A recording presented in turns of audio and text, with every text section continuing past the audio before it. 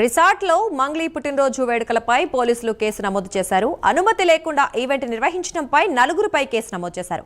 మంగ్లీతో పాటు event organiser Dune Meghavath, Tripura assistant manager Ramakrishna, event organiser స్నేహితుడు దామోదర్ రెడ్డిపై పోలీసులు కేసు నమోదు చేశారు. దామోదర్ రెడ్డికి గంజాయి టెస్ట్లో పాజిటివ్ వచ్చినట్లు తెలిసింది. రంగారెడ్డి జిల్లా చేవెళ్ల మండలం ఈర్లపల్లి శివారులోని రిసార్ట్లో స్నేహితులకు మంగ్లీ పార్టీ ఇచ్చారు. ఇదే అంశానికి సంబంధించి మరిన్ని వివరాలు మా కరెస్పాండెంట్ ప్రవీణ్ అందిస్తారు. ప్రవీణ్, చెప్పండి.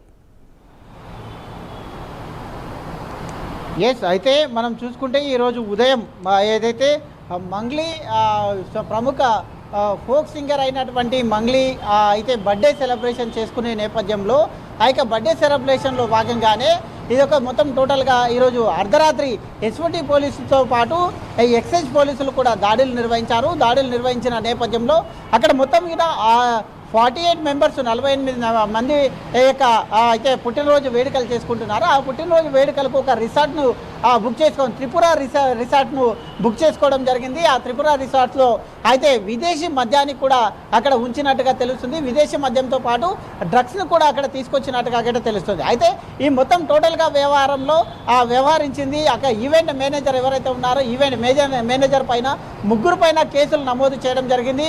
ఆ యొక్క 3 పైన కేసులు నమోదైన తర్వాత అయితే మంగ్లీ పోలీసులతో ఆర్గ్యుమెంట్ కూడా చేయడం జరిగింది. వాగ్వాదానికి దిగిన తర్వాత పోలీసుల అయితే విధులకు అఘాతం కలిగించారనే అడ్డుకున్నారనే నేపథ్యంతో మంగ్లీ పైన కూడా కేసు పెట్టడం జరిగింది. అదేవిధంగా మంగ్లీని టెస్ట్ చేయబోతుంటే అయితే అక్కడ నుండి వెళ్ళిపోయినట్టుగా సమాచారం వస్తుంది.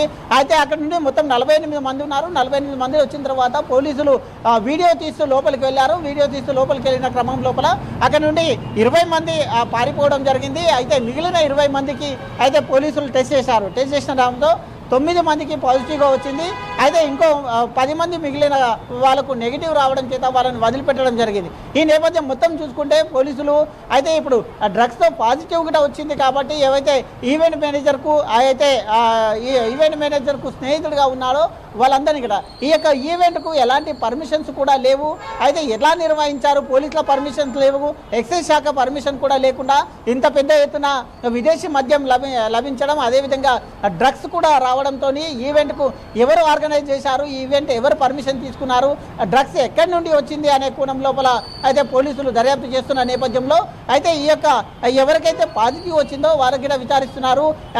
అయితే ఇక ముందు ఇంకా ఎక్కడెక్కడైనా ఈ ఈవెంట్లు నిర్వహించారా, ఈవెంట్ గల కారణం ఏంది, ఈవెంట్ని ఎందుకు ఇక్కడ ఎవరు ఆర్గనైజ్ చేయమన్నారు, ఈవెంట్ అనే కోణం లోపల దర్యాప్తు చేస్తున్నారు. కాబట్టి మొత్తం ఈవెంట్కు సంబంధించిన ఏవైతే ఉందో ఈవెంట్ ఆర్గనైజర్తో పాటు అక్కడ ఉన్నటువంటి త్రిపుర రెస్టారెంట్ ఏవైతే ఉందో త్రిపుర రెస్టారెంట్ యజమానిని కూడా పోలీసులు కేసు నమోదు చేశారు. యజమానిపై కూడా మొత్తం టోటల్గా ఈ వ్యవహారానికి సంబంధించిన పూర్తి వివరాలను కూడా అయితే మంగ్లీని కూడా విచారించే నేపథ్యంలో మంగ్లీ పైన కూడా కేసు నమోదైంది. కాబట్టి మంగ్లీని కూడా విచారిస్తే ఈ యొక్క కేసుకు సంబంధించిన పూర్తి డీటెయిల్స్ అయితే ఈవెంట్ ఎవరు నిర్వహించారు, ఎక్కడి నుంచి డ్రగ్స్ సరఫరా అయింది, ఎన్ని రోజుల నుంచి ఈ విధంగా కొనసాగుతుంది అనే టోటల్గా దానికి సంబంధించిన అంశాలు తెలియాల్సి ఉంది.